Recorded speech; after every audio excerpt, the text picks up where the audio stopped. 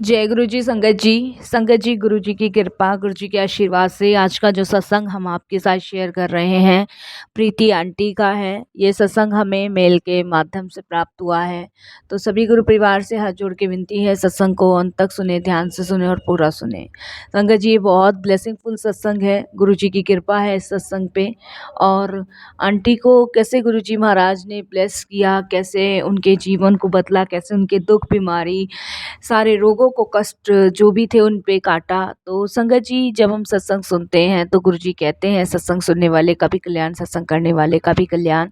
तो आज पता नहीं प्रीति आंटी के सत्संग के माध्यम से कौन सी संगत का कल्याण है होना है, तो ये तो गुरु जी महाराज जाने, गुरु जी की इच्छा है, गुरु जी की लीला है। तो जैसे मैं हर सत्संग में आप सभी से विनती करती हूँ कि सत्संग को सुनिए, पूरा सुनिए, गुरु जी की ब्लेसिंग्स प्राप्त कीजिए, बीच में बिल्कुल भी ना छोड़िए। और अगर आप भी अपने सत्संग अनुभव शेयर करना चाहते हैं तो हिंदी में साफ राइटिंग में अपना सत्संग लिख कर आप हमारे जीमेल आईडी पर सेंड कर सकते हैं, ताकि आपके द्वारा सुनाए गए सत्संग से जो भी गुरु जी महाराज की नई जुड़ने वाली संगत होगी उन्हें गुरु जी के कल्याण, महिमा, अनुभव के बारे में ज़्यादा से ज़्यादा पता होगा। सत्संग आपको पसंद आए तो आप इसको लाइक कीजिएगा, सब्सक्राइब कीजिएगा, ज़्यादा से ज़्यादा संगत में शेयर कीजिएगा। बेल आइकन दबाना बिल्कुल नहीं भूलिएगा, जब भी कोई लेटेस्ट सत्संग आएगा उसका नोटिफिकेशन आपके पास आएगा। तो संगत जी चलिए चलते हैं गुरु जी महाराज के सत्संग की ओर। सत्संग शुरू करने से पहले करते हैं गुरु जी का मंत्र जाप। ओम नमः शिवाय, शिव जी सदा सहाय। ओम नमः शिवाय, गुरु जी सदा सहाय। जय गुरु जी। संगत जी मेरा नाम प्रीति है और मैं गुरु जी महाराज का बहुत बहुत शुक्राना करती हूँ कि आज उन्होंने मुझे ये मौका दिया कि मैं अपना सत्संग शेयर कर पा रही हूँ। वो कहते हैं ना संगत जी, बिना गुरु जी की इच्छा से, बिना गुरु जी की मर्जी से हम अपना सत्संग तो क्या एक शब्द भी अपने मुख से नहीं निकाल पाते। तो ये तो गुरु जी की कृपा है, गुरु जी की ब्लेसिंग्स है कि मुझे ये मौका मिल रहा है कि मैं अपना सत्संग शेयर कर पा रही हूँ। तो इसके लिए मैं गुरु जी का लख लख बार शुक्राना करूँगी और सारी संगत जी को एक बार जय गुरु जी बोलूँगी और मंत्र जाप से अपना सत्संग शुरू करूँगी। जय गुरु जी। संगत जी आज से 2 साल पहले मेरी जर्नी गुरु जी महाराज के साथ शुरू हुई थी और असीम कृपा गुरु जी की रही मुझ पे, मेरे परिवार पे।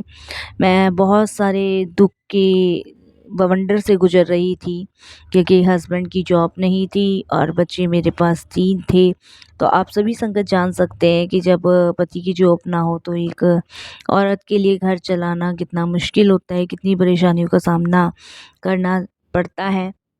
ऊपर से संगत जी मेरे जो राइट पैर में संगत जी फालिश मार गई थी, तो मेरा आधा शरीर का जो हिस्सा था वो काम नहीं कर रहा था, जिसकी मेडिसिन्स वगैरह ये सब बहुत सारी चल रही थी। तो कोई झज्जर जगह है जहाँ पे संगत जी मेरा ट्रीटमेंट चल रहा था, झज्जर में।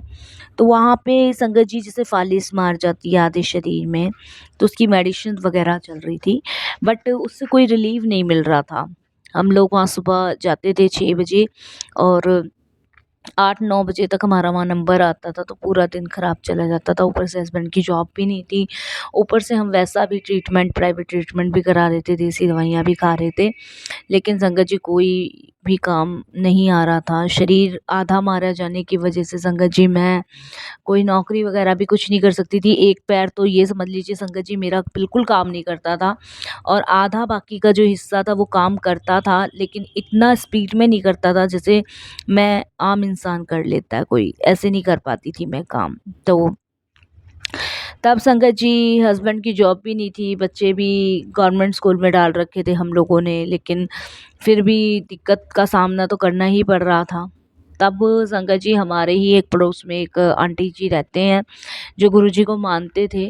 तो अक्सर संगत जी हम लोगों के यहाँ उनका आना जाना रहता था, जैसे उनका हमारे से पीछे वाली गली में घर था। तो अक्सर उनका जब हमारे यहाँ आना जाना रहता था तब वो गुरुजी के बारे में डिस्कस हमसे करते थे, बातें शेयर करते थे।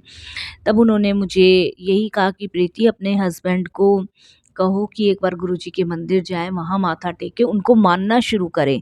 अगर तुम्हारा विश्वास है तो देखो, तुम पत्थर को भी मानोगी ना तो वो भी तुम्हारे कार्य सिद्ध कर देंगे, और फिर ये तो गुरुजी महाराज है। तो मैंने उनको बोला, मैंने कहा आंटी मैं तो गुरु बना लूँ, लेकिन तुम्हें इनका तो पता ही है, ये तो वैसे भी विश्वास नहीं करते इन सब चीज़ों में। तो उन्होंने कहा कि विश्वास वाली कोई बात नहीं है, तुम एक काम करो, तुम महीने भर गुरुजी का स्वरूप अपने घर रखो, अभी मत जाओ, ठीक है? अगर विश्वास हो जाए तो रख लो, और इसमें विश्वास ना विश्वास की तो कोई बात नहीं है। उन्होंने बोला कि जीवन में एक गुरु का बनाना बहुत ज़रूरी होता है, चाहे माता-पिता को बना लो, चाहे किसी को भी बना लो, जो तुम्हारा सही मार्गदर्शन कर सके, जो तुम्हारा सही तुम्हें रास्ते पे दिखा सके, जो तुम्हारे रोग दुख काट सके। और मेरा विश्वास है प्रीति, तुम जब गुरुजी से जुड़ जाओगी ना, तो तुम्हारा आधा हिस्सा भी देखना काम करना शुरू हो जाएगा। तो आंटी की बात सुन के शंकर जी, वो कहते हैं ना, एक हिम्मत सी मेरे अंदर आई। मैंने कहा जब आंटी को इतना विश्वास है, वो जब 60-65 की उम्र में इतना गुरुजी पे ट्रस्ट कर रही हैं, तो फिर हम तो कुछ है ही नहीं इनके सामने। भई हमारे से ज़्यादा तो इनका एक्सपीरियंस है। तो मैंने कहा संगत जी, मैं तो अपने हस्बैंड से नहीं डिस्कस करना चाहती थी ये सब चीज़ें, क्योंकि एक तो मेरा आधा शरीर मारा हुआ था, दवाइयाँ बहुत महँगी थी, जॉब के लिए वो कंटिन्यू ट्राई कर रहे थे, कहीं नौकरी नहीं लग रही थी। तो मुझे पता था अगर मैं कुछ भी कहूँगी तो घर में लड़ाई हो सकती है, कलेश हो सकती है, और कुछ ना कुछ उनको उल्टा ही बोलना होगा, क्योंकि एक तो नौकरी नहीं है, डिप्रेशन में है, टेंशन इतनी सारी है, खर्चे पूरे हैं। तो मैंने आंटी को कहा, मैंने आंटी आप एक काम करना, बस मेरे कहने से करना, ठीक है ना? आप बस शाम को एक बार घर में आ जाना, और ऐसे ही आना जैसे अभी आप आए हो, और ऐसे ही मेरे को समझाने की बजाय ना मेरे हस्बैंड को आप ये सब चीज़ें समझाना। आंटी हो सकता है आपकी बात समझने के बाद वो गुरुजी के पास चलने को तैयार हो जाएँ। तो उन्होंने कहा ठीक है। तो संगत जी, वो करीबन साढ़े 7-8 बजे हमारे घर आई। उस समय हम लोगों ने खाना खा लिया था।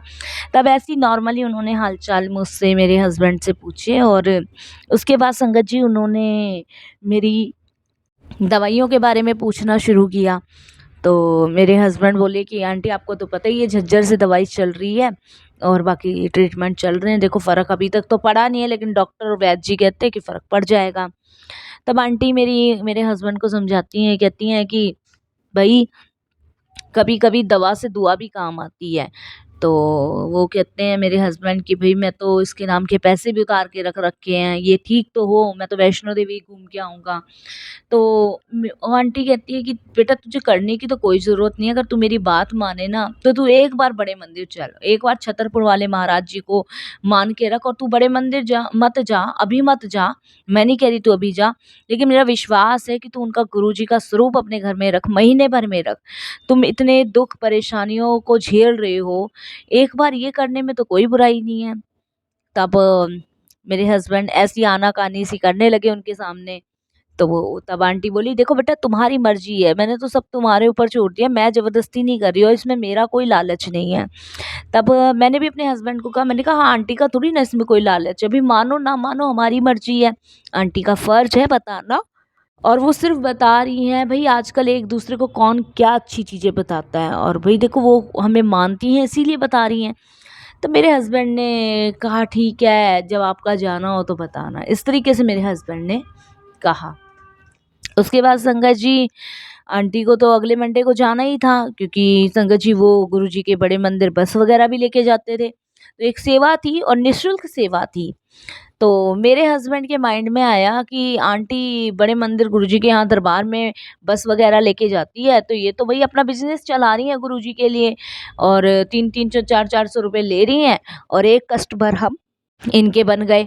तो मंडे वाले दिन संगत जी उनका कॉल आता है, तो वो कहते हैं तैयार होने को। तो मेरे हस्बैंड एकदम से बड़बड़ाने लगते हैं, बस नौकरी वैसी नहीं है, घर में पैसों की तंगी है, अब 4-4 सौ रुपए, 3-3 सौ रुपए इन आंटी को दो, इनके हम नए कस्टमर बन गए। वो होता है ना संगत जी, वो माइंड चल ज़्यादा ही चलाते हैं वो, हम लोगों के दिमाग ना ज़्यादा ज़रूरत से ज़्यादा चलते हैं। तो संगत जी जब बड़े मंदिर गए बस में बैठ के, मैं, मेरे बच्चे और मेरे हस्बैंड, तो 3-3 सौ रुपए के हिसाब से 600 रुपए तो यही हो गए थे दोनों जनों के। और एक बच्चे को मेरे हस्बैंड ने अपनी गोद में बिठाया, एक बच्चे को मैंने बिठा लिया, और एक बच्चे को मैंने बीच में बिठा लिया। ऐसे हम लोगों ने एडजस्ट किया, क्योंकि एक सीट और हम नहीं ले सकते थे। ये हमारा दिमाग चल रहा था, ये हमारा माइंड कह रहा था, इसलिए हमने सिर्फ 2 ही सीट ली।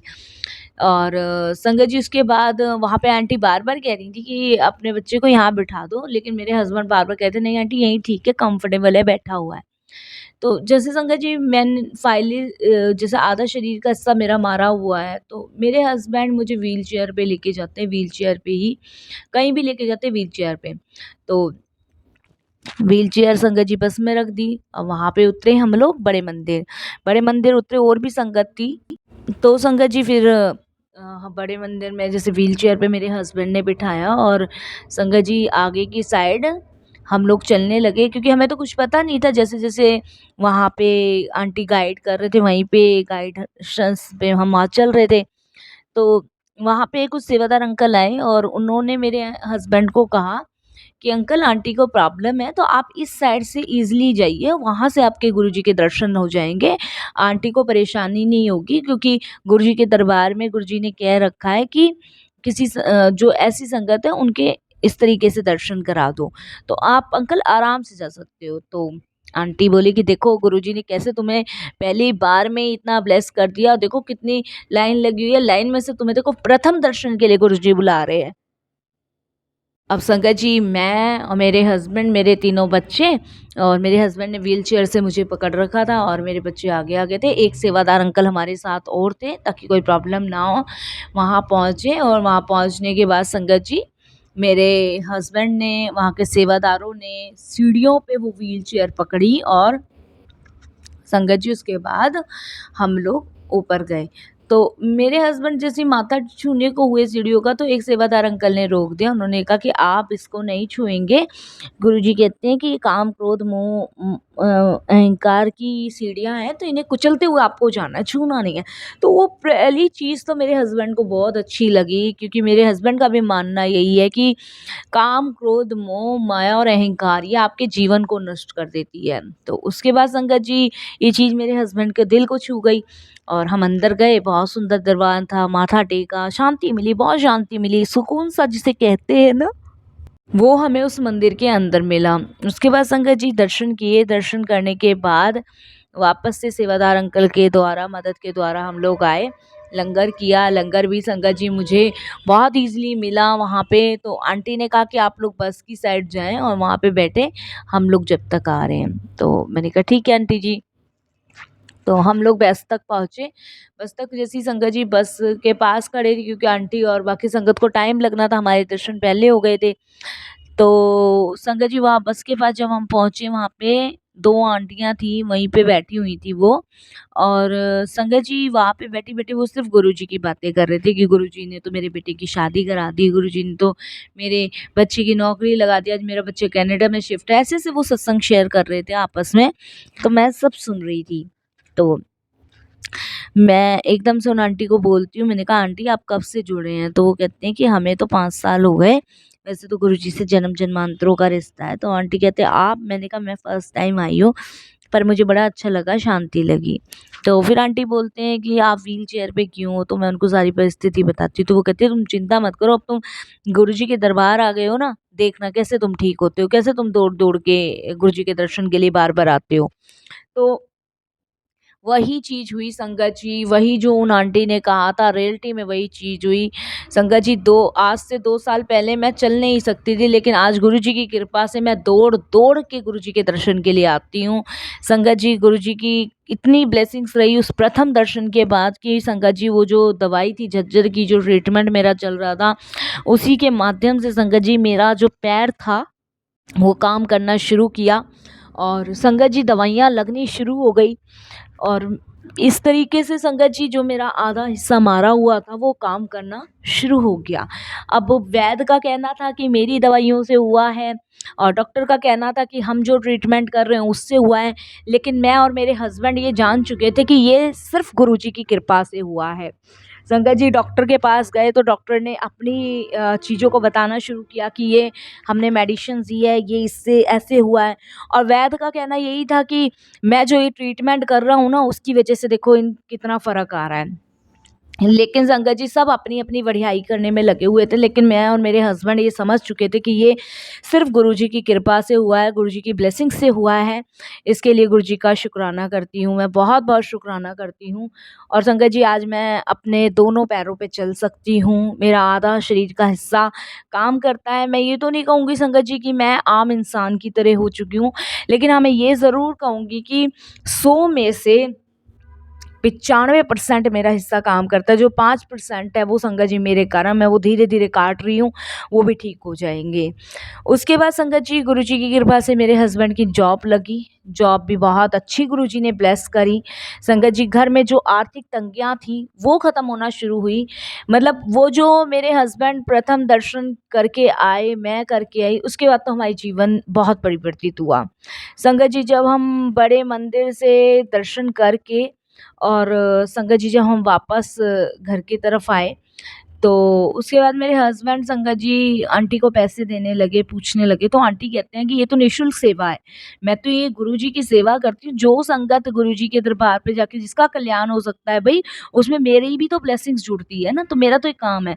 तो संगत जी यहाँ जो मेरे हस्बैंड अपना दिमाग चला रहे थे ना, वो दिमाग भी उनका किसी काम नहीं आया। जब आंटी ने बोला कि ये मेरी सेवा है, तब मेरे हस्बैंड को समझ आया जब ये इतनी एज्ड होके इतनी बड़ी सेवा निभा सकती हैं, तो फिर हम तो कुछ भी नहीं है, हम तो कुछ भी नहीं है संगत जी। हम तो ये समझते हैं अपने आप को जैसे पता नहीं हमने कितना महान काम किया है किसी को जोड़ के। लेकिन ऐसे-ऐसे लोग भी पड़े हैं साथ संगत जी जो कि मतलब संगतों को जोड़ते हैं और सिर्फ़ उनका कल्याण कराते हैं। तो इसीलिए संगत जी बस मैं यही कहूँगी कि गुरुजी का हर हाल में शुक्राना करना चाहिए, हर हाल में संगत जी उनका धन्यवाद करना चाहिए क्योंकि वो बहुत संगतों को ब्लेस करते हैं और किस तरीके से करते हैं वो गुरुजी महाराज जाने। आज मैं, मेरे हस्बैंड, मेरे बच्चे अपनी लाइफ में बहुत खुश हैं, बहुत एंजॉय कर रहे हैं, सिर्फ़ गुरुजी की कृपा से, सिर्फ़ और सिर्फ़ गुरुजी की कृपा से। सच में गुरुजी ने दुःख, दर्द, कष्ट सब दूर कर दिए और सच में हमारी मौज करा दी। संगत जी हमारा जीवन आनंदमय, मंगलमय कर दिया। इसके लिए गुरुजी का तहे दिल से शुक्राना करती हूँ, अनंतम शुक्राना करती हूँ, बारंबार शुक्राना करती हूँ और यही कहती हूँ गुरुजी महाराज कि ऐसे ही अपने चरणों से लगाए रखना, ऐसे ही ब्लेस करते रहना। शुक्राना गुरुजी। वाणी को विराम देती हूँ गुरुजी के मंत्र जाप से। ओम नमः शिवाय, शिव जी सदा सहाय। ओम नमः शिवाय, गुरुजी सदा सहाय। जय जय गुरुजी, धन धन गुरुजी, वाह वाह गुरुजी, शुक्राना गुरुजी, अनंतम अनंतम शुक्राना गुरुजी, जय जय गुरुजी।